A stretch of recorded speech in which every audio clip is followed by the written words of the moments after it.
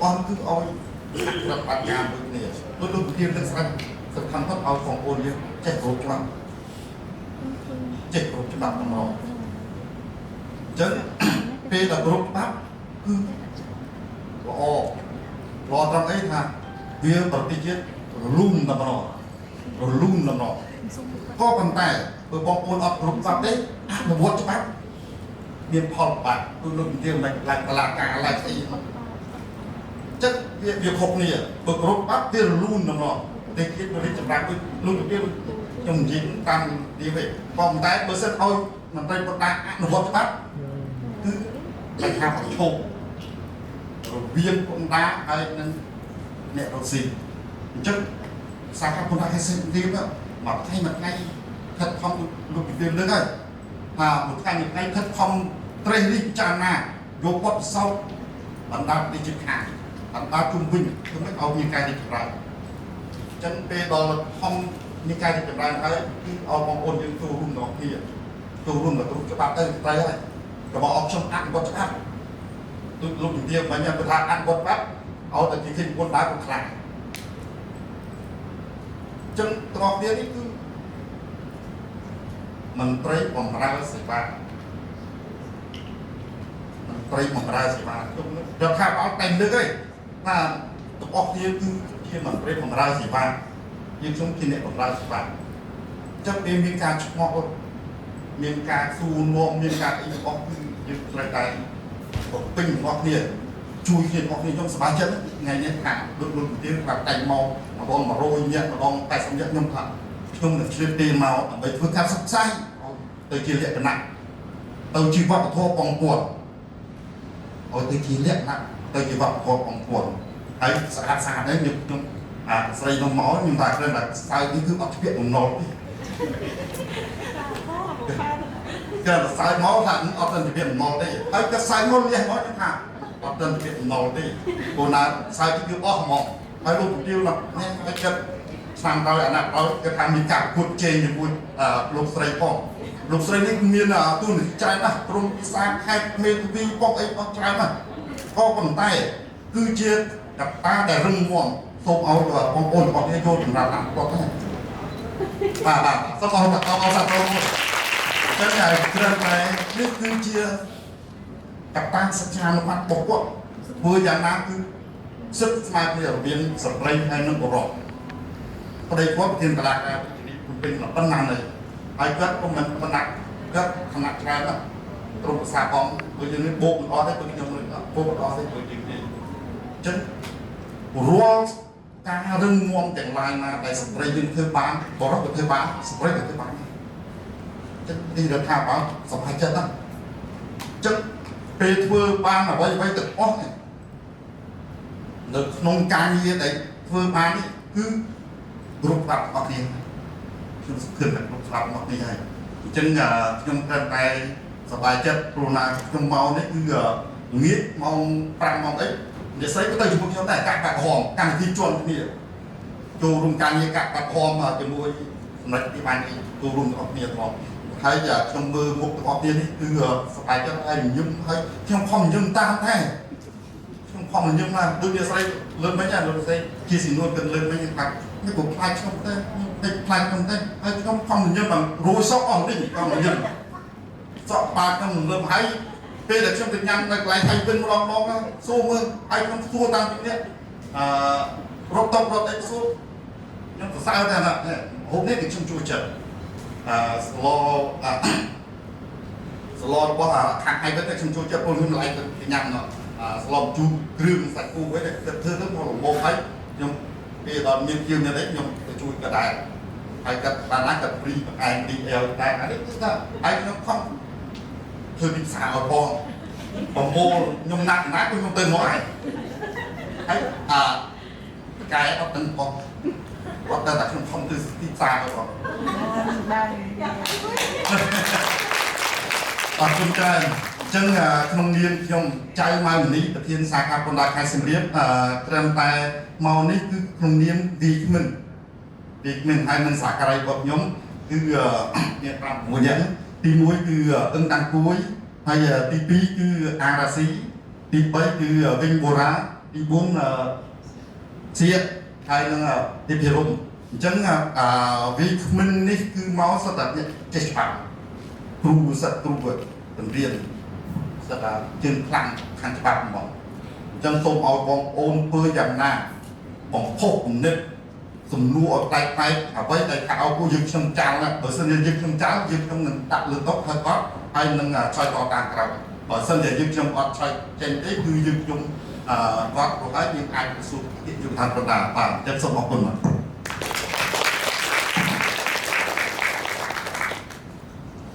ចាជាបន្តខ្ញុំសូមសួរសំណួរទី1កាយឆាយយុវធានកិនតាមជាសមាជិកាត្រៀមសំណួរទី1ខ្ញុំសូមសួរថាតើការបងប្អូនផ្ដល់សក្តិអ្វីខ្លះដល់ម្ចាស់ជាតិកម្មនិងសេដ្ឋកិច្ចជាតិចាជាលើកទី2ហើយគឺខ្ញុំធ្វើការបកស្រាយហើយខ្ញុំក្នុងនាមខ្ញុំថ្ងៃនេះគឺទីសាខាផងក៏ជាមិនផងនៅក្នុងការងារ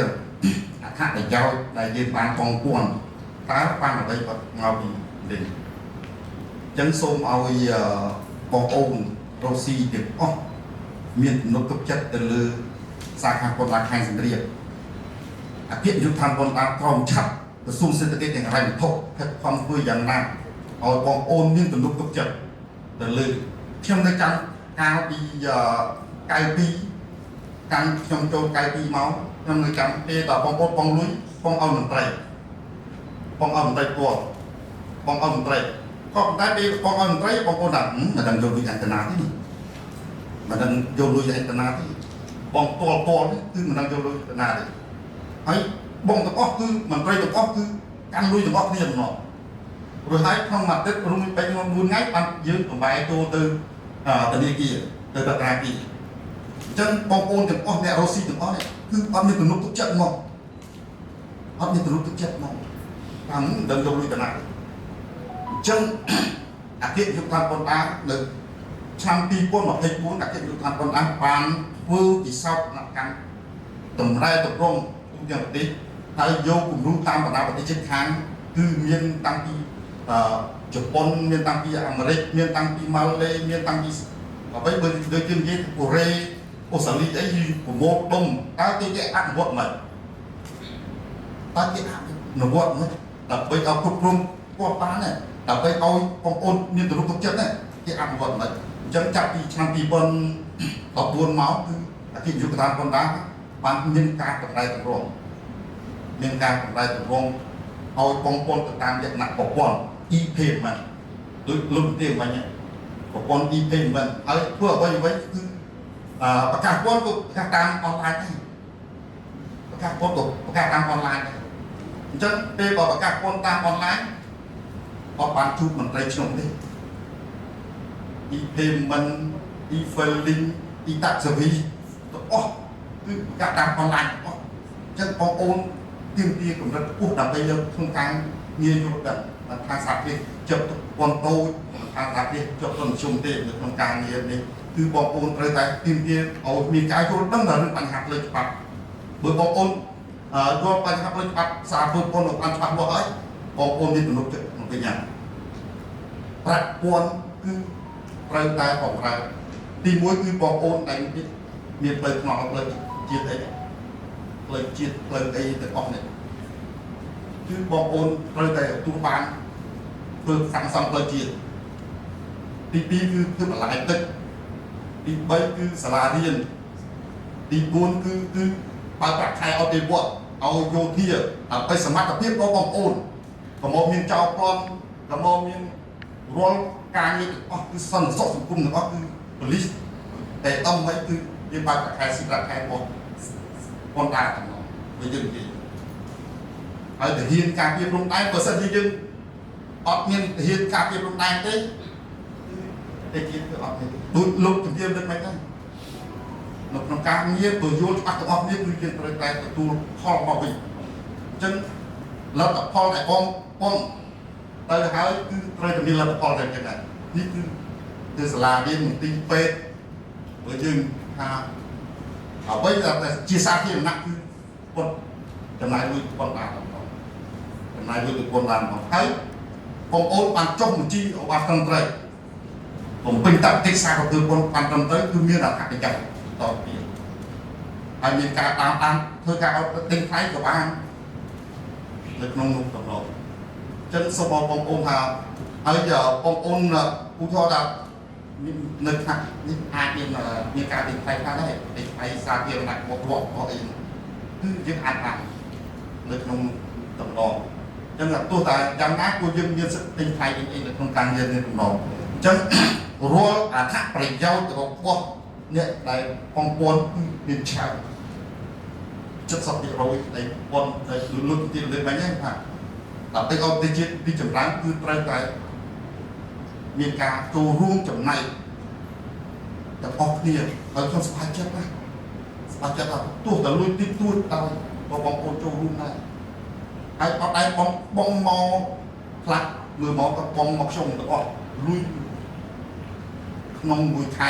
មកបងមកឃើញតែខ្ញុំអ្នកទទួលលុយតែមកខ្ញុំមុខលុយហើយត្រូវឈ្មោះខ្ញុំឈ្មោះលុយទៀតនោះចឹងពេលហ្នឹងមើលឃើញថាបងមកខ្ញុំទាំងអស់សូមបងប្អូនចាំភ្លេចថាយើងបងទៅតាមប្រព័ន្ធធនាគាររបស់ប៉ុន្តែគឺទទួលតែ report ទទួលតែ report គ្រប់ទាំងអស់ហើយទីទៀតគឺសប្តាហ៍នេះបងប្អូនទីដីប្រថាប់ការថាអី Station តាមប៉ុនទីតម្រោគឺបងប្អូនអាចសិក្សាថ្ងៃសិក្សាមកបងមកក្នុងមួយខែស្អែកដំណើរការបានគុណដល់នេះហើយក៏ប៉ុន្តែមានចិនស៊ីកិនធ្វើប៉ុន្តែយើងត្រឹមទៀតចេះខ្លួនឯងទៅតែឯកសារទាំងអស់គឺអត់បាត់មកខ្លួនឯងទេប្រថាប់ប្រាថាអីគឺយើងប្រើ Station គឺយើងទេទៅតាមអេឡិចត្រូនិកទាំងអស់ម្ដងអញ្ចឹងពេលនេះគឺបងប្អូនតែបានមកជួបមន្ត្រីខ្ញុំនេះមន្ត្រីខ្ញុំសើតែដាក់កញ្ចក់នេះសើតែដាក់គុំតួអស់មន្ត្រីអស់គឺសើតែគុំតួដល់ព្រលឹមណាស់គឺមើលទៅក្នុងប្រព័ន្ធអស់ក្នុងមួយថ្ងៃ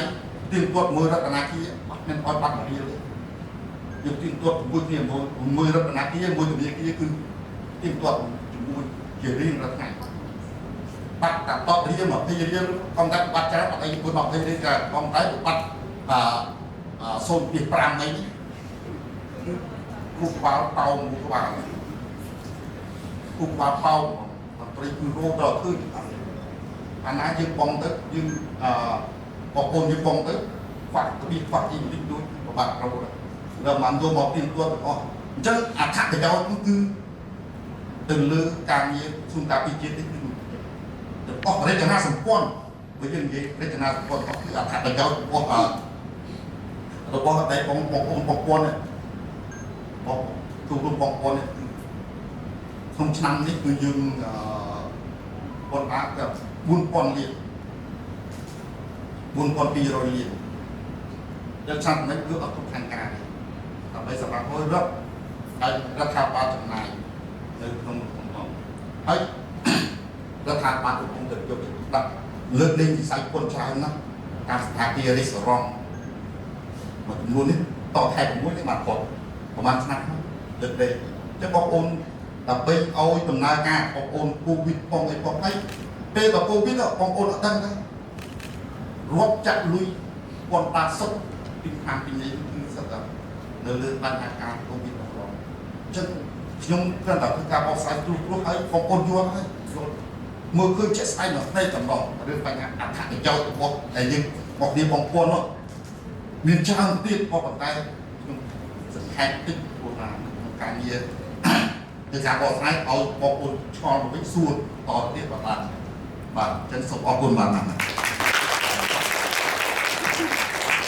ចា៎សូមអរគុណនៅចំណុចដល់ខាងក្បែរយើងបានមើលឃើញថាការបំពុលពិតជាមានសារៈសំខាន់ព្រោះប្រទេសជាតិមួយមិនអាចមានចម្រើនទៅមួយដោយសារការបំពុលពីប្រជាពលរដ្ឋគ្រប់គ្នាទេអញ្ចឹងតើកាច់នឹងឆ្លងប្រយោជន៍បានមកវិញពេលខ្លះយើងបានតែឆ្លងពេលខ្លះគឺបានប្រយោជន៍ឧទាហរណ៍យើងបានពីវិស័យសាធារណៈគឺយើងបានប្រយោជន៍បានដោយផ្ទាល់សម័យកូវីដគឺរដ្ឋាភិបាលគឺយើងយកប្រាក់បានមកពីការបំពុលមកជួយការពារសុខភាពប្រជាពលរដ្ឋទាំងអស់គឺយើងទទួលបានប្រាក់សាំងដែលព្រីអត់បានគិតប្រាក់ពីប្រជាពលរដ្ឋទេអញ្ចឹងយើងទាំងអស់គ្នាចូលរួមបងប្អូនឲ្យបានគ្រប់គ្នាឥឡូវ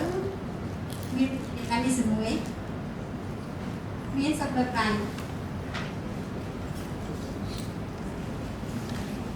បងចូលរួមមក ស្ដាង បាទ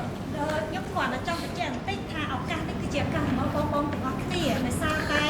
បងសខាគាត់មានសម្រាប់សម្រួលគឺគាត់មានតែមួយសម្រួលទេព្រោះខ្ញុំបានភាសាមួយគាត់គឺសូមឲ្យខាងបងទាំងអស់អញ្ចឹងខុសត្រូវមិនគឺព្យាយាមជួបគាត់ព្រោះអត់មានពេលបានជួបគាត់ទេទោះបីយើងទៅដល់កន្លែងក៏ដោយចាចង់ជួបគាត់បានណាត់បានបងអត់អីទេភ្លេចគាត់មកបាន ចាសូមគោរពជំរាបសួរលោកប្រធាននិងបងប្អូនអ្នកខ្លះទាំងអស់គ្នាចានេះខ្ញុំមានសំណួរមួយត្រង់ដែលលោកនិយាយមិញថាយើងភេលុយតាមអនឡាញណាយើងធម្មតាខ្ញុំធ្លាប់ទៅបងប្អូនប្រថាប់ត្រាផ្ទាល់នៅកន្លែងគឺទីតិធីគេយ៉ាង8ថ្ងៃអីអញ្ចឹងបានវាអាចទទួលបានលក្ខណៈត្រាចាចុះបើយើងភេលុយតាមអនឡាញតើกระดาษដែលយើងប្រថាប់ត្រានោះទទួលបានមានវាមិនដែរអត់ហើយចាចា មានណាទៀតទេចូលទៀតចូលទៀត មានសំណួរតទៀត ចូលតទៀតល្អចូលនេះល្អហើយក៏ต้องថ្ងៃខែច្បាស់លាស់ទៀតហើយបាទមានអីទៀតទេមកនិយាយសរុបម្ដងឲ្យខ្ញុំគិតថាអាវិក្មិនគាត់ជួយឆ្លើយសំណួរសិនទៅគាត់ត្រៀមពេចកាត់បាទ Así. Tim kaya lai sewa ni telefon untuk terhadap. បាទខ្ញុំបាទសូមជាបឋមសម្បត្តិសូមគោរពលោកជំទាវជាសិនួនប្រធានសមាគមស្ត្រីសាខាបណ្ដាខេត្តសៀមរាបសូមគោរពលោកប្រធានសាខាលោកវិក្កាមទាំងអស់ហើយនិងសាខារៃទាំងអស់ដែលមានវត្តមាននៅទីនេះសុទ្ធតែជានារីបាទអញ្ចឹងខ្ញុំបាទសូមឆ្លើយនៅសំណួរពាក់ព័ន្ធជាមួយនឹងការ page online អ្វីដែលលោកប្រធានលើកឡើងខាងដើមនេះមានន័យថានៅក្នុងក្របខ័ណ្ឌនៃការបងពុនជាអាជីវកម្មអញ្ចឹងយើងចែកចេញច្បាស់លាស់ណារវាងការបងពុនជាអាជីវកម្មគឺយើងអាចបងពុនជា e-payment បានដល់ឡែកសម្រាប់ការបងពុនប្រថាប់ត្រាវិញដែលបងស្រីក៏សួរមិញនេះគឺយើងពុំទាន់បានអាចបងពុនជា e-payment បានទេគឺយើងបងពុនបានត្រឹមតែនៅធនាគារអញ្ចឹងនៅពេលដែលយើងទៅបងពុននៅធនាគារមានន័យថាធនាគារនឹងចេញជា single invoice ឲ្យយើងអញ្ចឹង single invoice នេះហើយដែលយើងអាចយកមកប្រថាប់ត្រាហើយយកឯកសារមក submit នៅសាខាដើម្បីសាខារៀបចំប្រថាប់ត្រាជូនអញ្ចឹងខ្ញុំបញ្ជាក់ថាមិនទាន់អាចបងពុនជា e-payment បានទេសម្រាប់បងពុនប្រថាប់ត្រាប៉ុន្តែដំណើរការនេះនៅថ្ងៃមុខទៀតអានឹងយើងនឹងមានការវិវត្តបន្តទៀតប៉ុន្តែនៅក្នុងបច្ចុប្បន្នច្បាប់និងលិខិតបទដ្ឋាននីតិយុត្តពុំទាន់អាចប្រើប្រាស់ជា e-payment បានទេខ្ញុំសូមឆ្លើយពីខ្លីបាទសូមអរគុណ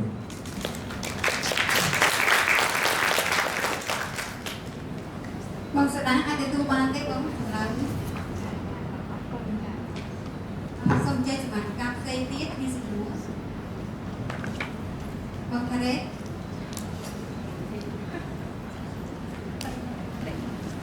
លើអស់អ្នកណាមុន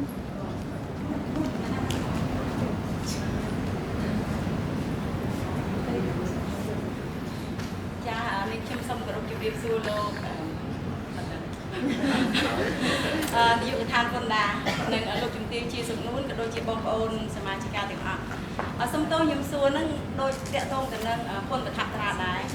ខ្ញុំឆ្ងល់បន្តិចតាមធម្មតាយើង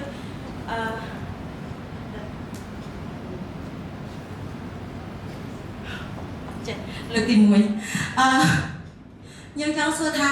ធម្មតាយើងពន្ធប្រថាប់ត្រាពេលដែលយើងដាក់ពាក្យទៅរយៈពេលប្រហែលថ្ងៃដែរដែលយើងអាចទៅយកអាกระดาษដើម្បីយើងអាចទៅបង់ពន្ធបានហើយបន្ទាប់ពីយើងបង់ពន្ធពេលដែលយើងបង់ពន្ធហើយតែរយៈពេលប្រហែលដែលយើងអាចទៅដកអីគេនោះដកប្លង់ចាដកប្លង់ពីពន្ធដារចាសូមអរសំណួរអរគុណ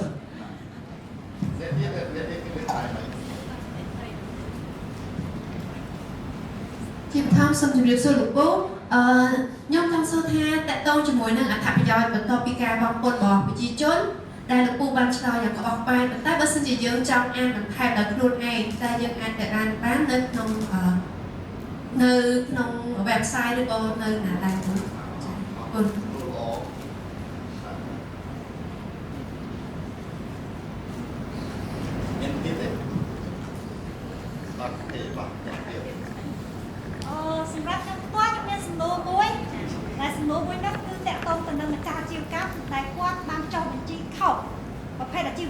គាត់ហ្នឹងចំណូលរបស់គាត់មាននៅខ្នាតតូចទេប៉ុន្តែគាត់ឲ្យខាងអាចិនស៊ីអ្នកងារចាអរគុណច្រើនលោកពូសម្រាប់សំណួរមួយនេះគឺខ្ញុំធ្លាប់បានឮហើយក៏ខ្ញុំចង់សូមសួរលោកពូផ្ទាល់តែម្ដងដោយសារតែម្ចាស់អាជីវកម្មហ្នឹងគាត់ចុះបញ្ជីខុសមានន័យថាគាត់អាចិនស៊ីអ្នកចុះឲ្យគាត់អាជីវកម្មគាត់ចំណូលរបស់គាត់ហ្នឹងគឺវានៅទាបមែនទែនប៉ុន្តែអាចិនស៊ីហ្នឹងចុះឲ្យគាត់ហ្នឹងគឺទៅជាមធ្យមដល់ពេលអញ្ចឹងទៅចង់សួរលោកពូថាបើបែបហ្នឹងធម្មតាប្រតិបត្តិការរបស់គាត់គឺមានចំណូលចំណាយទៅចាំឆ្នាំហើយអញ្ចឹងបើគាត់អាចបដូរមកតូចវិញបានដែរទេថាតើលក្ខន្តិកៈអ្វីខ្លះដែលត្រូវពួកឲ្យគាត់ធ្វើខ្ញុំដឹងថាសំណួរនេះអាចនឹងវែងឆ្ងាយអាចអង្គុយនិយាយវែងតិចប៉ុន្តែគាត់សុំចោះចាំតិចទេព្រោះហ្នឹងជាពំលឺមួយដែរក្នុងនាមយើងជាម្ចាស់អាជីវកម្មមុននឹងយើងសម្រាប់ចិត្តក្នុងការចុះបញ្ជីថាតើយើងគួរចូលព័ន្ធមួយណាដែលត្រូវនឹងអាជីវកម្មរបស់យើងដែរសម្រាប់សមាជិកដែលពីនេះផ្ទាល់ផងដែរចាអរគុណច្រើន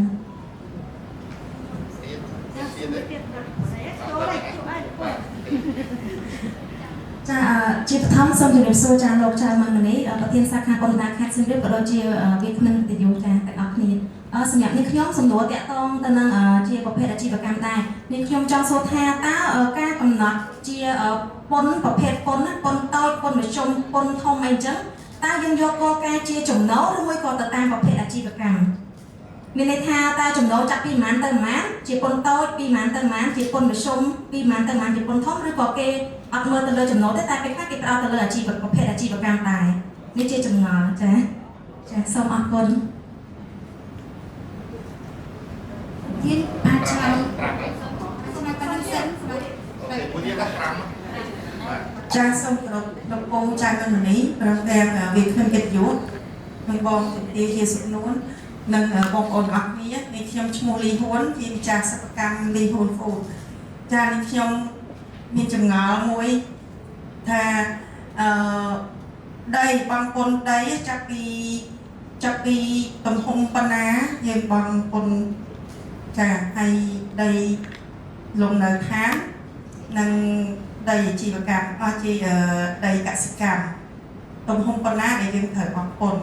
ហើយខ្ញុំក៏សូមសំណូមពរមួយទៀតដែរថាចំពោះពួកយើងអាសាចូលរួមសិក្ខាសាលាយើងដឹងពីការបងពុនអីអញ្ចឹងប៉ុន្តែជាទូទៅខ្ញុំបានសួរទៅខាងអ្នកអាជីវកម្មមួយចំនួនគាត់ថាគាត់ដឹងទេពុនតានឹងគេបងមកអីអញ្ចឹងហើយជាពិសេសដូចជាខាងម៉ាស៊ីនកិនស្រូវអីអញ្ចឹងចាខ្ញុំធ្លាប់បានតែគាត់កិនច្រើនខ្លាំងថាមានការបងពុនដែរទេយើងហ្នឹងថាបងអីទេអត់ដឹងផងអាហ្នឹងនេះយើងថានឹងឲ្យតែបាត់ចំណូលចូលរដ្ឋចាអញ្ចឹងខ្ញុំសំណូមពរទៅខាងបងដែរសូមឲ្យមានការផ្សព្វផ្សាយបានទូលំទូលាយជាងហ្នឹងចាអរគុណ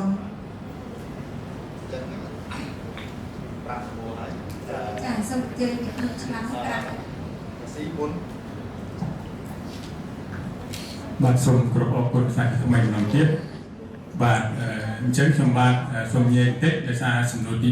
1និងសំណួរទី5ខ្ញុំបាទសូមឆ្លើយទៅពាក់ព័ន្ធមួយនឹងខ្សែអចលនទ្រព្យដល់ហើយសំណួរទី2ទី3និងទី4នោះសូមឲ្យវាគ្មិនបន្តទៀតខ្ញុំស៊ីអញ្ចឹងជួយបន្ថែមអញ្ចឹងចូលមកដល់សំណួរទី1ពាក់ព័ន្ធជាមួយនឹងការសមិទ្ធឯកសារគុណប្រថាប់ត្រាសួរថាតើរយៈពេលដែលយើងសមិទ្ធឯកសារហ្នឹងតើមានរយៈពេលប៉ុន្មាននៅក្នុងផ្នែកច្បាប់ស្តីពីប្រកាសស្តីពីគុណប្រថាប់ត្រាគេបានចែងច្បាស់ណាស់ថានៅពេលណាដែលយើងសំណុំឯកសារដែលបានមកពីមន្ទីរសុចរិតក្តីបានមកពីរដ្ឋបាលថ្នាក់ក្រោមជាតិក្តីដែលតម្រូវឲ្យមកបោកគុណប្រថាប់ត្រាគឺនៅពេលដែលឯកសារនោះមានលក្ខណៈគ្រប់គ្រាន់ត្រឹមត្រូវច្បាស់លាស់រួចហើយនោះរយៈពេលនៃការផ្ដល់សេវារបស់គុណប្រថាប់ត្រាគឺពី4ទៅ8ថ្ងៃពីបងស្រីខាងដើមនិយាយអញ្ចឹងគឺពី4ទៅ8ថ្ងៃមានន័យថានៅពេលដែលឯកសារគ្រប់គ្រាន់ត្រឹមត្រូវនិងច្បាស់លាស់សូមបញ្ជាក់ណាពេលខ្លះបើសិនជាលើសហ្នឹងនៅក្នុងលក្ខខណ្ឌណាមួយបើសិនជាយើងមិនទាន់គ្រប់លក្ខខណ្ឌចឹងវាអាច delay ទៅតាមលក្ខខណ្ឌហ្នឹងផងដែរទី2ជួនកាលវាពាក់ព័ន្ធជាមួយនឹង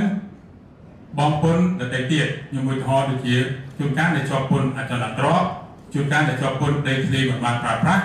ឬក៏ជួនកាលយើងអាចមានបំណុលរបស់ក្រុមហ៊ុនណាមួយដែលយើងមិនទាន់បានឃ្លីអីអស់ចឹងអានេះក៏ជាមូលហេតុចម្បង សពជាកតាដែលធ្វើឲ្យមានការយឺតយ៉ាវនៅក្នុងរយៈពេល8ថ្ងៃនេះគឺអត់គិតនៅក្នុងរយៈពេលដែលយើងបានផ្ដល់សេវាជូនទេសូមបញ្ជាក់ទៀតអញ្ចឹងគឺសេវាដែលគ្រប់គ្រាន់គឺពី4ទៅ8ថ្ងៃ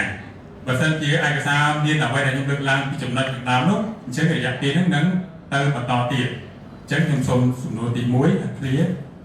ដោយឡែកពាក់ព័ន្ធជាមួយនឹងសំណួរទី2សំណួរទី2យល់ប៉ុន្តែខ្ញុំនឹងបកស្រាយបែបតាមរយៈពីវិស័យអចលនទ្រព្យដែលយើងមានប្រភេទពន្ធឯខ្លះពាក់ព័ន្ធនឹងវិស័យអចលនទ្រព្យដែលយើងតម្រូវឲ្យអ្នកជាប់ពន្ធសពថ្ងៃនេះគាត់ប្រកាសទី1យើងទាំងអស់គ្នាថាពន្ធលើអចលនទ្រព្យនេះទី1ពន្ធលើអចលនទ្រព្យវិសាលភាពដែលយើងប្រមូលនៅកន្លែងណាគឺប្រមូលនៅក្នុងក្រុមនៃខេត្តឬក៏រាជធានីដោយឡែកនៅក្នុងខេត្តសៀមរាបរបស់យើងទាំងអស់មានក្រុមចំនួនប្រមាណមានអ្នកឆ្លើយមានក្រុមប្រមាណក្រុមនៅខេត្តសៀមរាបបាទមានក្រុមចំនួន2គឺក្រុងសៀមរាបនិងក្រុងរុនតាឯកតេជោសែនបាទច្បាស់ណាស់ទីថាមានតែមួយណាយើងមានក្រុង2ប៉ុន្តែបច្ចុប្បន្ននេះអ្វីដែលជាការអនុវត្តរបស់រដ្ឋាភិបាលគឺយើងយកតែនៅក្នុងក្រុងសៀមរាបទេសម្រាប់ពន្ធលើអចលនទ្រព្យនៅក្នុងក្រុងរុនតាឯកតេជោសែនគឺមានការលើកលែងរហូតដល់ឆ្នាំ2025នេះដល់2026បើមានគោលការណ៍សម្រាប់ផ្សេងទៀតនោះយើងនឹងគិតពន្ធទៅលើអចលនទ្រព្យបើអត់មានទេគឺគិតធម្មតាអញ្ចឹងសរុបមកវិញពន្ធលើអចលនទ្រព្យនេះគឺគាត់និយាយមិនថាបណ្ណាជាប់ពន្ធខ្ញុំសូមមួយបើសិនជាករណីយើងនិយាយពីការវត្ថុនៃពន្ធលើអចលនទ្រព្យមានន័យថាយើងមានកាតព្វកិច្ចចុះបញ្ជីទៅលើអចលនទ្រព្យណាដែល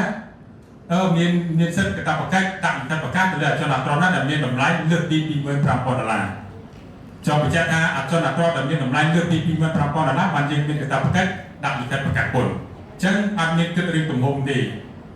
ដល់តែយើងគិតថាទំហំមានន័យថាអត់ទៅសាក់មួយម៉ាទេមានថាកន្លែងខ្លះទំហំតូចប៉ុន្តែតម្លៃក្នុង1ម៉ែត្រការ៉េធំតម្លៃខ្លះដីធំប៉ុន្តែតម្លៃក្នុង1ម៉ែត្រការ៉េតូចអញ្ចឹងគឺអាស្រ័យទៅលើការកណនាមូលដ្ឋានគិតពន្ធហ្នឹងមូលដ្ឋានគិតពន្ធបានពីណាមកបានមកពីតម្លៃក្នុង1ម៉ែត្រការ៉េដែលកំណត់ដោយគណៈកម្មការវាតម្លៃអចលនទ្រព្យនិងទំហំនៅក្នុងបានកម្មសិទ្ធិរបស់យើងទាំងអស់គ្នាហ្នឹងគុណទៅឃើញតម្លៃលើសពី$25,000បានមានកាតព្វកិច្ចដាក់លិខិតប្រកាសទី2យើងនិយាយអំពីពន្ធលើដីធ្លីបានប្រើប្រាស់អញ្ចឹងបច្ចុប្បន្នពន្ធលើដីធ្លីបានប្រើប្រាស់នេះរដ្ឋាភិបាលបានលើកលែងខ្លាំងមែនទែនពីមុនគឺមានភាពពុះជ្រោខ្លាំងឥឡូវគឺយើងបានលើកលែងទៅលើចំណុច2ជាកត្តាសំខាន់ទី1គឺយើងអត់គិតនៅក្នុងវិសាលភាពនៃការប្រមូលពន្ធអចលនទ្រព្យខ្ញុំឧទាហរណ៍ថានៅក្នុងក្រុងសៀមរាបគឺជាការបន្តនៃការប្រមូលពន្ធអចលនទ្រព្យអញ្ចឹងពន្ធលើដីធ្លីបានប្រើប្រាស់អត់ប្រមូលទេទី1ទី2មានន័យថាដីទំហំទាំងឡាយណាដែលចាប់ពី5ហិកតាចុះក្រោមគឺរដ្ឋាភិបាលលើកលែងទាំងស្រុងអញ្ចឹងឲ្យតែដីទាំងឡាយណានៅក្នុងខេត្តសៀមរាបទាំងមូលគឺចាប់ពី5ហិកតាចុះក្រោមគឺអត់ជាប់ពន្ធទេលើសពី5ហិកតាបានយើងមានកាតព្វកិច្ចបងនឹងប្រកាសពន្ធហើយនៅលើពី5ហិកតាទៀតសោតជួនកាលក៏មានករណីលើកលែងរហូតដល់8ចំណុចទៀតក៏តែខ្ញុំបានលំដាប់8ចំណុចទៀតថាតើវាមានអីខ្លះវាមានដីកសិកម្មកំពុងប្រកបការផលមានសកម្មភាពសេដ្ឋកិច្ចដាក់ទាំងឡាយអញ្ចឹងខ្ញុំនឹងចង់ឲ្យច្បាស់តទៅមើលនៅក្នុងប្រកាសស្ដីពីការប្រមូលពន្ធលើដីធ្លីបានប្រើប្រាស់ហើយសូមឆ្លៀតឱកាសនេះចូលឲ្យហើយទៅថាយើងអាចទៅមើលនៅក្នុងឯកសារពាក់ព័ន្ធបើសិនជាលោកស្រីសំទោសលោកស្រីចម្រងមានលោកទេបាទអញ្ចឹងបើលោកស្រីចង់ស្វែងយល់ឲ្យបានច្បាស់អំពី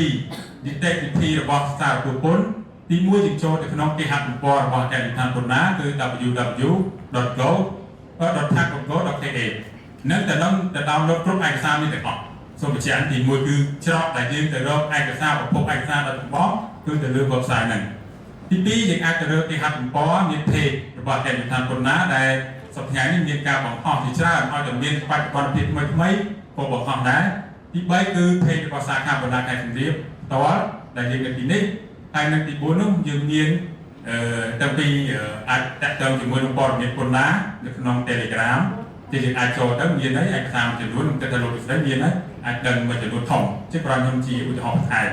អញ្ចឹងខ្ញុំជប់ទៅចំណុចទី3មួយទៀតវាអាចពាក់ព័ន្ធជាមួយនឹងពន្ធពិសាចលនទ្រព្យទៀតគឺពន្ធលើ capital gain ដូចខ្ញុំបញ្ជាក់អញ្ចឹងថារដ្ឋាភិបាលបានលើកលែងហើយរហូតដល់ឆ្នាំ2026បានប្រមូលទៅលើអចលនទ្រព្យតែសម្រាប់ទ្រព្យទាំង5ទីនោះគឺប្រមូលនៅឆ្នាំ2025ហើយអ ចឹងគាត់ខ្ញុំមិនអត់ទេគាត់នេះវាជាករណីប្រណិតដឹងនៅទី4ដែលសំខាន់គាត់នេះគឺពន្ធប្រថាប់ត្រានេះអញ្ចឹងពន្ធដែលយើងពាក់ព័ន្ធវិស័យជនអត្រង់នេះ4ប្រភេទពន្ធនោះធំ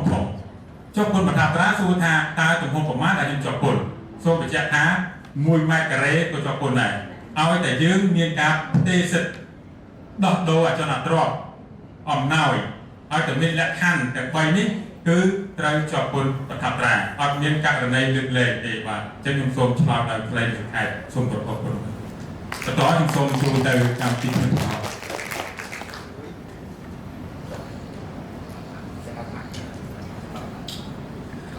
ជាបឋមខ្ញុំបាទសូមអនុញ្ញាតគ្រប់លោកទាវជាសំណួរប្រធានសមាគមសហគ្រិនស្ត្រីកម្ពុជាសាខាខេត្តសៀមរាបសូមគោរពលោកប្រធានចាំហៅមនីជាសាខាបណ្ដាខេត្តសៀមរាបក៏ដូចជាសូមគោរពមន្ត្រីរាជការបណ្ដាដែលជាវាគ្មិនក្នុងថ្ងៃនេះរួមទាំងសមាជិកាបាទនៃសមាគមសហគ្រិនស្ត្រីកម្ពុជាសាខាខេត្តសៀមរាបដែលបានគេចូលរួមពេលនេះដោយសារថាសំណួរទាំង6ហ្នឹងគឺ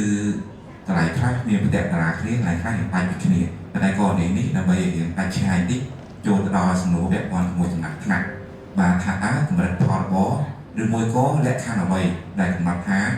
សហគ្រាសនោះជាអ្នកជាប់ពន្ធតូចជាអ្នកជាប់ពន្ធមធ្យមឬមួយក៏ជាអ្នកជាប់ពន្ធធំបាទក្នុងនោះអាជ្ញាខ្ញុំបានធ្វើការបែងចែកទៅតាមវិស័យសិនអានេះថាការឡោមទៅតាមប្រកាសលេខ009របស់ក្រសួងសេដ្ឋកិច្ចនៅក្នុងឆ្នាំ2021បានបញ្ជាក់ថាចំពោះវិស័យទៅលើកសិកម្មបានន័យថាជាប់ពន្ធតូចគឺមានកម្រិតផលបចាប់ពី250លានរហូតដល់1000លានរៀលបាទន័យថាផលបគាត់មិនទាន់បកចំណាយនោះគឺមានចន្លោះហ្នឹងគឺចូលជាអ្នកជាប់ពន្ធតូចដែលឡែកចំពោះអ្នកជាប់ពន្ធមធ្យមវិញចាប់ពី1000លានដល់4000លានអ្នកជាប់ពន្ធធំគឺចាប់ពី4000លានរៀលឡើងទៅបាទឬមួយក៏គាត់មានទ្រព្យអចលកម្មរយៈពេលវែងឬរយៈពេលខ្លីដែលដាក់ចូលទៅក្នុងសកម្មភាពអាជីវកម្មរបស់គាត់តែចាត់ទុកជាអ្នកជាប់ពន្ធតូចនោះគឺចាប់ពី200លានដល់1000លានរៀលអ្នកជាប់ពន្ធមធ្យមចាប់ពី1000ទៅ2000លានរៀលនៅពី2000លានរៀលឡើងទៅគឺជាប់ជាអ្នកជាប់ពន្ធធំទី2ពាក់ព័ន្ធជាមួយនឹងវិស័យសេវានិងពាណិជ្ជកម្មអញ្ចឹងទេបើអ្នកជាប់ពន្ធតូចគឺផលរបស់គាត់គឺចាប់ពី250លានរហូតដល់1000លានដូចជាមួយនឹងផ្នែកខាងកសិកម្មដែរតែតម្លៃពី1000លានរហូតដល់6000លានដែលយើងចាប់ចូលជាអ្នកជាប់ពន្ធមធ្យមនិងពី6000លានរៀលឡើងទៅគឺចូលទៅក្នុងអ្នកជាប់ពន្ធធំតែឡើយបើក្នុងករណីប្រតិបត្តិកម្មរបស់គាត់ឃើញថានៅចន្លោះពី200ទៅ1000លានក៏នៅក្នុងពន្ធតូចពី2000ពី1000រហូតដល់2000លានគឺស្ថិតនៅក្នុងពន្ធមធ្យមនៅចាប់ពី2000លានរៀលឡើងទៅគឺចូលទៅក្នុងពន្ធធំចូលទៅដល់វិស័យមួយទៀតគឺឧស្សាហកម្មអញ្ចឹងអ្នកជាប់ពន្ធតូចបើក្នុងករណីដែលចូលទៅក្នុងផលរបរតែចាប់ពី250លានរហូតដល់1600លានបាទចាប់ជាអ្នកជាប់ពន្ធតូចដែរតែឡែកពី1600រហូតដល់8000លានទៀតគឺអ្នកជាប់ពន្ធមធ្យមនិងចាប់ពី8000ទៅគឺអ្នកជាប់ពន្ធធំតែឡែកក៏ពាក់ព័ន្ធជាមួយបើយើងវិនិច្ឆ័យទៅលើប្រតិបត្តិកម្មវិញបានន័យថាអ្នកជាប់ពន្ធតូចគឺពី200ទៅដល់2000លានរៀលគឺជាប់ជាអ្នកជាប់ពន្ធតូចមធ្យមពី2000រហូតដល់4000លានរៀលនិងពន្ធធំចាប់ពី4000លានរៀលឡើងទៅក្នុងនោះផងដែរលក្ខខណ្ឌមួយចំនួនទៀតដែលយើងអាចចាប់ចូលជាអ្នកជាប់ពន្ធតូចបាននោះគឺកម្រិតផលរបស់គាត់3ខែជាប់គ្នាលើសពី60លានរៀលបាទក៏ចាក់ចូលជាពន្ធតូចដែរឬមួយក៏គាត់បើថ្មីគាត់អត់ទាន់ដឹងថាគាត់មានកម្រិតផលប៉ុណ្ណាទេតែគាត់អាចបានស្មានខ្លួនឯងថា3ខែជាប់គ្នានឹងអាចរកបាន60លានរៀលក៏អត់បើរកបានក៏ចាក់ចូលពន្ធតូចដែរឬមួយក៏ផលរបស់គាត់អត់មានទេប៉ុន្តែគាត់មានគម្រោងក្នុងការចូលរួមដេញថ្លៃភាសាផ្សេងជាមួយនឹងរដ្ឋគឺចាំបាច់ត្រូវចុះជាអ្នកជាប់ពន្ធតូចទើបអាចចូលរួមដេញថ្លៃបានបាទលក្ខខណ្ឌកន្លែងនេះគឺពិសេស5នេះគឺលែងទឹកនឹងផលរបស់ហើយតែចង់ចូលរួមដេញថ្លៃភ្លាមគឺចាប់បានត្រូវតែជាអ្នកជាប់ពន្ធតូចភ្លាមហ្នឹងបាទតែឡែកនៅមានលក្ខខណ្ឌផ្សេងទៀតទៅលើពន្ធមធ្យមក្នុងករណីគាត់ចុះបញ្ជីនៅក្រសួងពាណិជ្ជកម្មជានីតិបុគ្គលបាទន័យថាអូតូម៉ាទិកគឺពន្ធមធ្យមហ្នឹងឬមួយក៏អង្គការសមាគមក៏ដូចជាស្ថានកុងស៊ុលនានាក៏ចូលក្នុងពន្ធមធ្យមដូចគ្នាតែឡែកពាក់ព័ន្ធជាមួយពន្ធធំវិញគឺបើក្នុងករណីគាត់ជាគម្រោងដែលគម្រោងវិនិយោគដែលមានលក្ខណៈសម្បត្តិគ្រប់គ្រាន់ឬមួយក៏គាត់ជាសហព័ន្ធរបស់ក្រុមហ៊ុនដែលហូបជាតិឬមួយក៏សាខាក្រុមហ៊ុនបរទេសក៏ចូលទៅក្នុងពន្ធធំដែរខ្ញុំឧទាហរណ៍ជាក់ស្ដែងដូចជា 7-Eleven ដែលយើងស្គាល់គ្រប់គ្នាណាតែនេះគឺគាត់ជាពុកសម្ព័ន្ធរបស់ក្រុមហ៊ុនធំ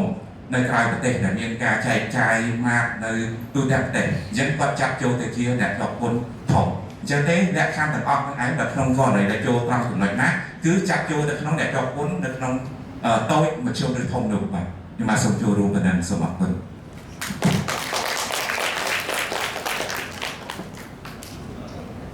ពីស្រួលទៀត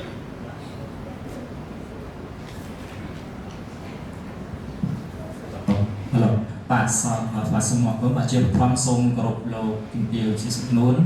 បាទជាប្រធានសមាគមសហគ្រិនស្ត្រីលោកប្រធានសាខាបណ្ដាខេត្តសៀមរាប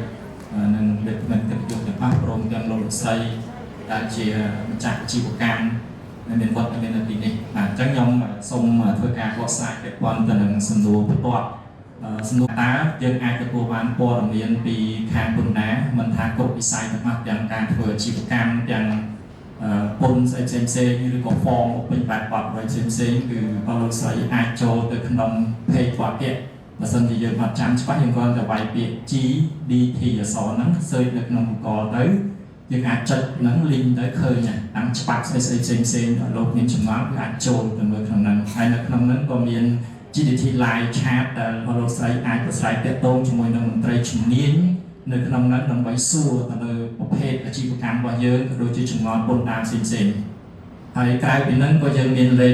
1277ដែលយើងអាចទេតាមទូរស័ព្ទដល់ឥតគិតថ្លៃបងលោកស្រីអាចចង់សាកសួរព័ត៌មានអីក៏ដោយក៏យើងមានមន្ត្រីអនឡាញនៅហ្នឹងចាំធ្វើការបកស្រាយនិងជួយណែនាំអំពីបញ្ហាផ្សេងៗដែលលោកស្រីបានជួបប្រទះចឹងเพจនេះគឺមានសារៈសំខាន់សម្រាប់បងលោកស្រីពាក់ព័ន្ធនឹងវិស័យពន្ធដារហ្នឹងបាទពាក់ព័ន្ធទៅនឹងសំណួរមួយសួរថានៅពេលដែលមានការចុះបញ្ជីច្រឡំពីអ្នកចាត់ពន្ធមធ្យមទៅតូចដល់កម្រិតផលរបស់គាត់អត់គ្រប់ចឹងខ្ញុំសូមបញ្ជាក់កន្លែងទៅនឹងតាមពិតទៅការចុះបញ្ជីជាអ្នកចាត់ពន្ធតូចមធ្យមហើយនឹងធំវាមិនអាស្រ័យទៅលើតែកម្រិតផលរបស់មួយទេគឺវាអាស្រ័យទៅលើដោយលោកយើងមិនបានបកស្រាយវិញទី1គឺប្រភេទផលរបស់ដែលយើងផ្ដោតជាសំខាន់ទី2គឺទ្រព្យសកម្មបើន័យថាសំដៅទៅលើទ្រព្យសម្បត្តិដែលលោកស្រីបានដាក់នៅក្នុងសកម្មភាពអាជីវកម្មដែលយើងរកស៊ីហ្នឹង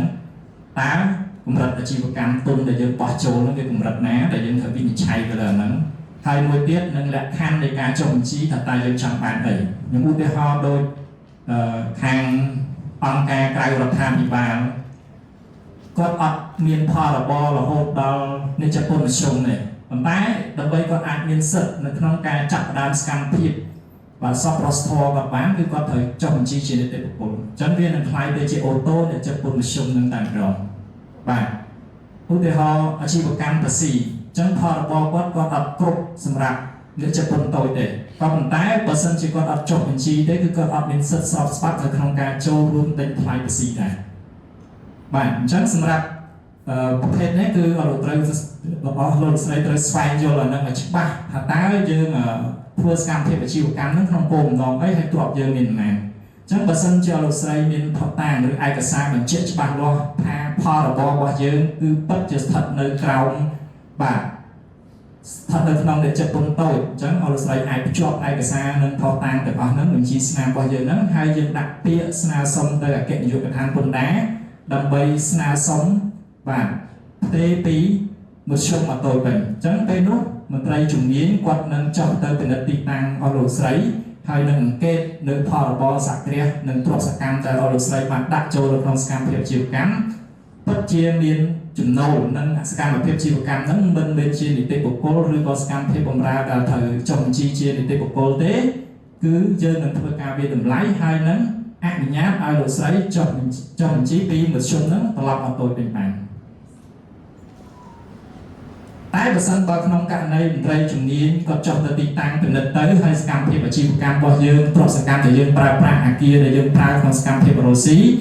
បាទវាស្ថិតនៅក្នុងចុះពុតមធ្យមហើយនឹងចំណូលដែលយើងទទួលបានតាមការប៉ាន់ស្មានគឺយើងនៅតែរក្សាដដែលគឺលោកស្រីស្ថិតនៅក្នុងចុះពុតមធ្យមហើយសម្រាប់សហគ្រាសដែលចុះពុនតូចដូចគ្នាក្នុងករណីដែលគាត់ចុះបញ្ជីជាអ្នកចុះពុនតូចអញ្ចឹងនៅពេលដែលមន្ត្រីរដ្ឋបាលសារពើពន្ធគាត់ពិនិត្យឃើញថាសកម្មភាពអាជីវកម្មរបស់គាត់ចំណូលដែលគាត់រកបានទ្រព្យសកម្មដែលគាត់ប្រើនៅក្នុងសកម្មភាពអាជីវកម្មគឺវាមិនអាចស្ថិតនៅក្នុងកម្រិតអ្នកចុះពុនតូចទេក៏រដ្ឋបាលសារពើពន្ធអាចអញ្ជើញអ្នកចុះពុនហ្នឹងមកប្រាប់ អំពីផលរបស់ខ្លួនហើយនឹងពិនិត្យមើលអញ្ចឹងបើសិនជាក្នុងករណីចាំបាច់គឺយើងអាចនឹងរុញគាត់ទៅចុចពុនមធ្យមហើយមធ្យមក៏អាចរុញទៅធំហើយធំក៏អាចទម្លាក់មកតូចដូចគ្នាគឺអាស្រ័យទៅលើផលរបស់ហើយនឹងសកម្មភាពអាជីវកម្មរបស់គាត់ជាក់ស្ដែងអញ្ចឹងមិនមែនមានន័យថាឲ្យតែយើងចុះបញ្ជីខ្ញុំចុះអាតូចទៅគឺខ្ញុំអាចធ្វើសកម្មភាពអាតូចហ្នឹងបានរហូតទោះបីអត់មានអីក៏ដោយអញ្ចឹងរដ្ឋបាលសារពើពន្ធគឺគិតពិនិត្យទៅតាមស្ថានភាពជាក់ស្ដែងហើយពាក្យថាផលរបស់ខ្ញុំចង់ឲ្យលោកស្រីយល់ឲ្យច្បាស់កន្លែងហ្នឹងមានន័យថា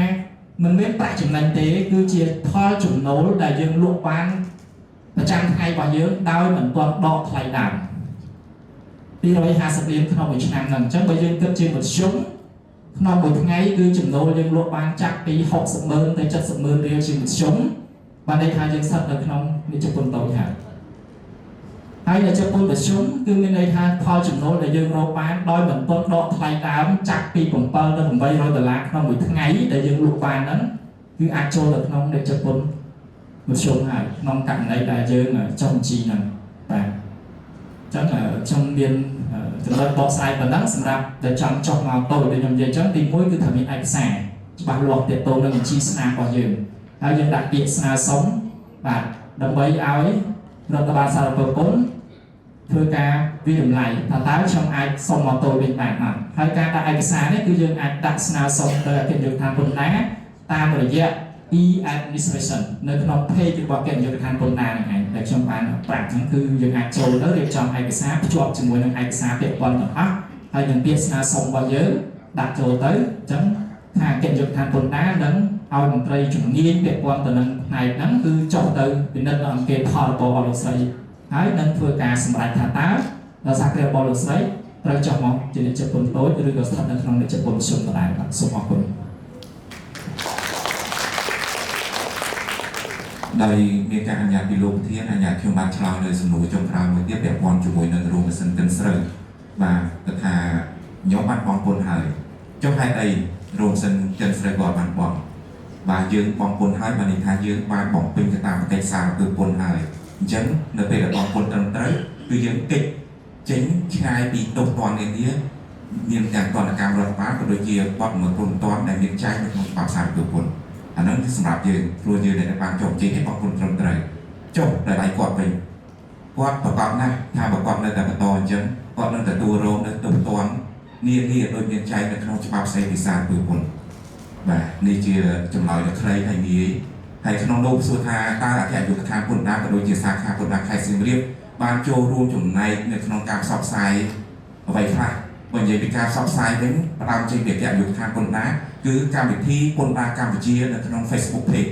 បាទមានស្ទឹងតែរៀងរាល់2សប្តាហ៍ម្ដងមួយសប្តាហ៍ម្ដង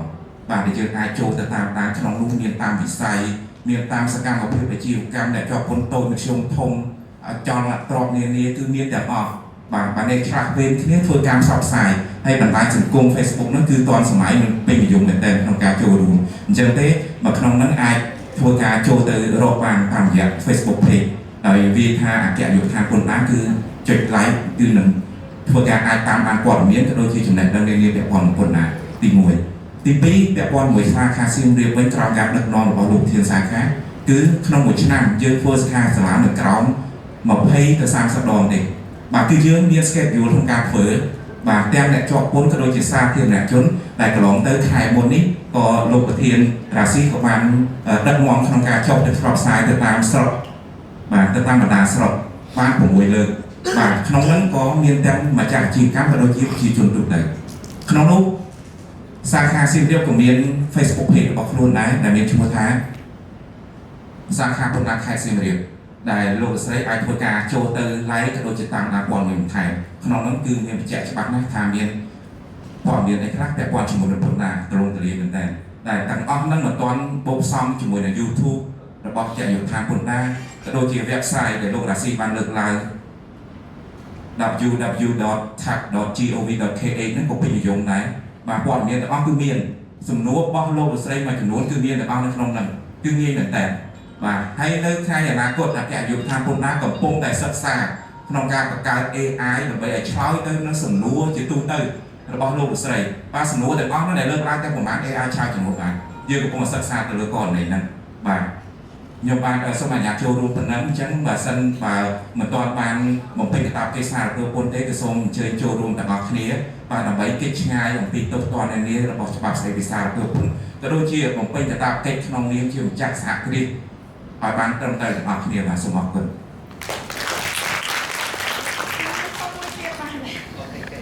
ចឹង សូមជំនួយចុងក្រោយ ចាំសួរថាបងពុនដីពូបងពុនដីបងពុនផ្ទះហ្នឹងប៉ុន្តែរយៈពេលជួហើយអត់បានអញ្ចឹងណាតែរយៈពេលប៉ុណ្ណាទៅដែលអាចបានព្រោះទៅសួរនៅខាងពុនដាហ្នឹងម្ដងណាគាត់ថាតែហើយគេហៅយកឲ្យកុំបាច់សួរចាខ្ញុំនឹងជាបរិវត្តរៀងឆ្ងល់ដោយសារតែ ព្រោះអីគ្នានោះត្រូវការប្លង់យកដាក់ធនាគារខ្ចីលុយហ៎មកវិញហ្នឹងគ្នាយូរពេកទៅសួរខាងពុនដាហ្នឹងគាត់និយាយអញ្ចឹងឥឡូវហ្នឹងខ្ញុំចង់សួរគាត់តំដងអរគុណ បាទអរគុណបងស្រីតាមពិតបងស្រីដឹងចម្លើយហ្នឹងគេមិនសួរទៀតចម្លើយដឹងហើយមិនថាឆ្លើយខ្លួនឯងហើយបាទសូមជម្រាបជូនបន្តទៀតថាចេះ ដូចជំរាបខាងដើមចឹងនីតិវិធីយើងមានណាយើងមាន SOP របស់សាខាបណ្ដាខេត្តសៀមរាបក៏ដូចជាកែរដ្ឋាភិបាលដែរប៉ុន្តែទោះយ៉ាងណាក៏ដោយនេះយើងនិយាយនៅក្នុងនេះថាបើសិនបងស្រីអីអាចតាក់ទងផ្ទាល់ដល់តាមខ្ញុំជួយមើលឲ្យថាឯកសារបងស្រីយ៉ាងម៉េចណាដើម្បីនេះងាយស្រួលជាងតែគាត់ថាបើសិនជាបងនិយាយនេះខ្ញុំឆ្លើយថាចេះជួនកាលនីតិវិធី SOP យើងមាននឹងមិនមែនមានន័យថាយើងនៅក្នុងការងារអនុវត្តដូចខ្ញុំបានជម្រាបចឹងយើងមាននីតិវិធីចាប់ពី ដំណាក់កាលទី 1 រហូតដល់ដំណាក់កាលទី 9 នោះអញ្ចឹង step របស់យើងមានដំណាក់កាលមួយហ្នឹងហើយដំណាក់កាលមួយដែលខ្ញុំបានជម្រាបចឹងថារយៈពេលប្រហែលដូចខ្ញុំបានទៅតាមក្បួនទៅក្នុងប្រកាសរបស់សេវាគឺពី 4 ទៅ 8 ថ្ងៃដែលមានលក្ខណៈគ្រប់គ្រាន់គ្រប់ជ្រុងជ្រោយនៃឯកសារហ្នឹងអញ្ចឹងសួរថាបើសិនជាលក្ខណៈឯកសាររបស់បងមិនទាន់បានដូចថាមិនទាន់បានតាមតនចិត្តឬអ្វីដែលយើងចង់បានដូចថាវាមិនទាន់ដូចថាទៅសួរហើយគេនៅឆ្លើយថាបើហើយពីណាគេនឹងខលហើយប៉ុន្តែបងអាចទី 1 យើងមានដូចខ្ញុំជម្រាបចឹងណាយើងមាន scan app របស់យើងមានមួយទៀតយើងពាក់ព័ន្ធជាមួយនឹងការតាមដានឯកសារគឺ track and check នៅក្នុងហ្នឹងយើងមានបងអាចតាមដានឯកសារនៅក្នុងក៏បានដែរមិនចាំបាច់ទៅសួរនៅផ្ទាល់នៅសាខាក៏បានយើងមាន app យើងមួយបងមាននៅក្នុងហ្នឹងយើងក្នុងកម្មវិធីយើងមានកម្មវិធី app មួយយើងដាក់ថា GDT Tap Player App អញ្ចឹងនៅក្នុងហ្នឹងយើងមើលទៅមាននៅក្នុងពុទ្ធបរិត្រាគឺលោកស្រីអាច download ចូលទៅហើយ check មើលនៅក្នុង barcode ឯកសាររបស់យើងមានអញ្ចឹងលោកស្រីត្រូវទៅមើលក្នុងហ្នឹងគាត់ដឹងថាដំណើរការឯកសាររបស់យើងចប់ដំណើរការដល់ណាដល់ពេលបង់ប្រាក់ឬមួយក៏ដល់ពេលចេញអញ្ចឹងសូមផ្ញើសារទៅមួយទៀតថាយើងមាន app គ្រប់មធ្យោបាយទាំងអស់សម្រាប់ឲ្យយើងដឹងអំពីប្រភពឯកសាររបស់យើងបាទអញ្ចឹងខ្ញុំសូមឆ្លើយប៉ុណ្ណឹងបើសិនជានេះហើយបើសិនជានេះយើងអាចតាក់ទងខាងខ្ញុំផ្ទាល់ថាឯកសារដល់ណាបាទសូមអរគុណ សូមអរគុណច្រើនឃើញថាការបកស្រាយរបស់លោកធ្វើនេះពិតជាអត់បានមែនហើយអ្វីដែលខ្ញុំរៀនតាមថ្ងៃនេះពីកែរដ្ឋាភិបាលតាមទៀតគឺការធ្វើនិរវត្តទីផ្សារសង្កេតឃើញថាពលរដ្ឋបានបង្កើតអេពីច្រើនផ្ដល់ភាពងាយស្រួលដល់ម្ចាស់អាជីវកម្មមិនថាទៅផ្ទាល់តាមរយៈ live chat គឺបង្រៀនឲ្យយើងជឿចាស់ពីកម្មត្រូវអត់តែតាមគាត់ក៏ជាស្ថាប័នរដ្ឋតែបើតាមយើងសង្កេតឃើញក៏បង្កើតរកស៊ីជាងយើងណាមានដល់ភាពងាយស្រួលដល់ច្រើនការបានជិះកប់ប្រាក់អីមិនច្បាស់ទៅផ្ទាល់ទៀតទេតាមរយៈធនាគារតាមរយៈអេបចឹងយើងត្រូវរៀនធ្វើនិរវត្តទីផ្សារពួកគាត់ដែរនេះជាចំណេះដឹងដែលយើងទទួលបានក្នុងថ្ងៃនេះ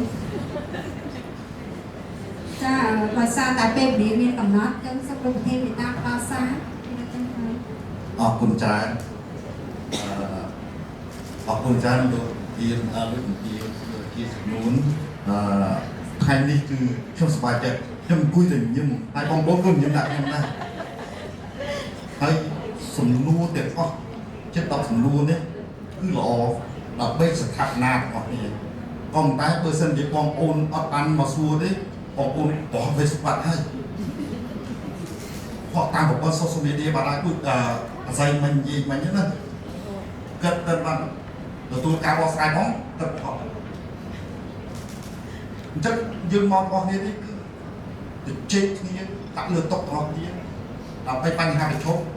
ដើម្បីស្ថាបនារបស់គ្នា អរគុណច្រើនខ្ញុំសប្បាយចិត្តអរគុណច្រើនហើយក្នុងនាម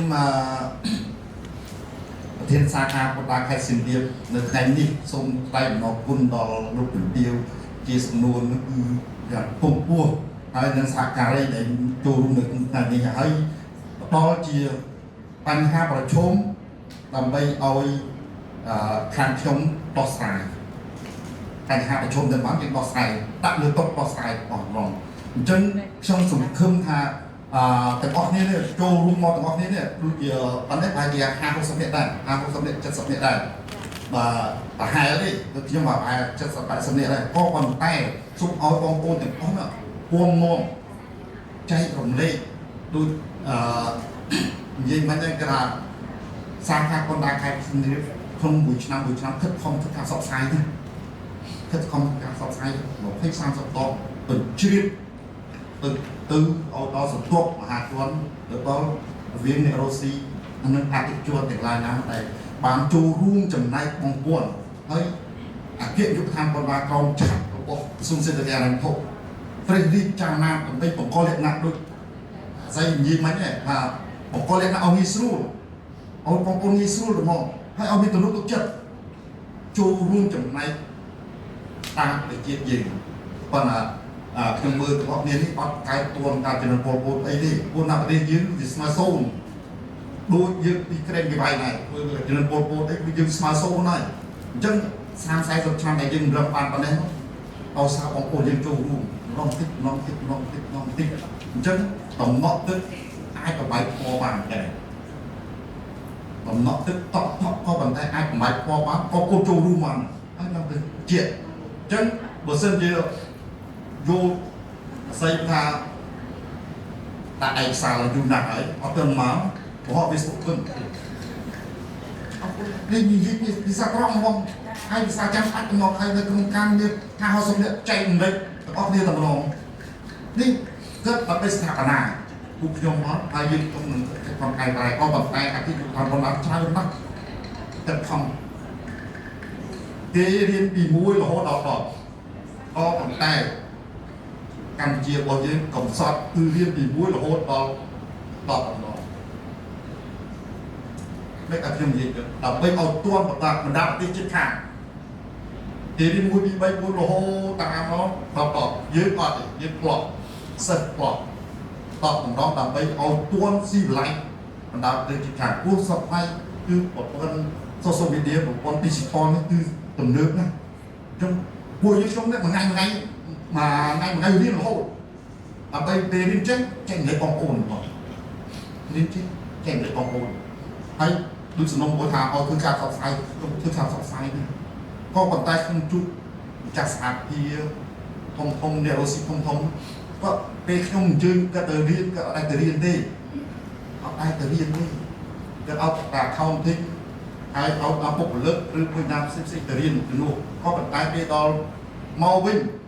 គាត់អត់បានប្រាប់តកែទៀតអញ្ចឹងពេលតកែគេចាំគាត់ជួបខ្ញុំគេចាំគាត់និយាយតើពីវិមាត់គេថាអត់ចេះអត់ដឹងអត់យល់គាត់តែដូចនិយាយមិនអាសិតគាត់តែប៉ុណ្ណាដែរគាត់អត់ដឹងយើងភាគច្រើនអញ្ចឹងសាខាបណ្ដាខេត្តសៀមរាបអត់ធ្មត់ណាស់ទោះតែអត់ចេះអត់ដឹងអត់យល់ក៏ប៉ុន្តែវិធានសាខាបណ្ដាខេត្តសៀមរាបរបស់យើងខ្ញុំតែងតែមានអត់បងប្រទេសនោះកែប្រែ mindset របស់យើងគឺធ្វើយ៉ាងណាខិតខំផ្សព្វផ្សាយខាងសាលាឲ្យគាត់ចេះដឹងយល់3ដូចគ្នាអញ្ចឹងបងប្អូនមកថ្ងៃនេះគឺខ្ញុំសប្បាយចិត្តច្រើនមានការចូលរួមច្រើនហើយខ្ញុំគ្រាន់តែសំណពោឲ្យសំណពោទៀតចូលរួមបំពេញតបកិច្ចសារពើពន្ធទាំងអស់គ្នាគឺយើងគោរពច្បាប់ទាំងអស់គ្នាកុំមកឲ្យសាខាបណ្ដាខេត្តសៀមរាបឲ្យទៅអនុវត្តច្បាប់លោកបងប្អូនបំពេញតបកិច្ចសារពើពន្ធទាំងអស់គ្នាហើយគឺយើងជោគជ័យហើយទីណាក៏ជោគជ័យដែរទីណាក៏ជោគជ័យដែរហើយបើសិនជាឲ្យអនុវត្តច្បាប់ពិបាកណាស់បញ្ហាប្រឈមនោះទៅអនុវត្ត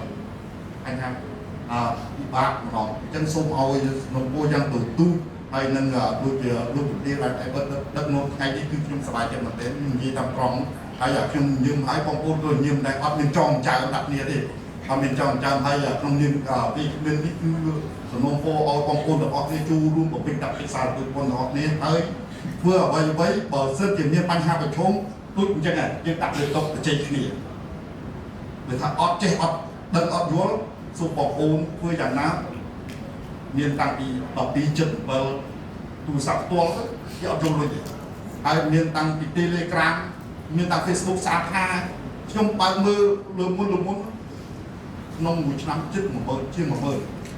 สมดูบอกชมจมปอกใส่ออกรอบตีเดือนเลยตรีออกคือการปอกใส่ยิ่งเบอร์เซนจะทำโจมต้องเซลล์สาขาจะสู้เรื่องคือชายเรียนông có sao được được đây là cái sáng cái đường dưng tích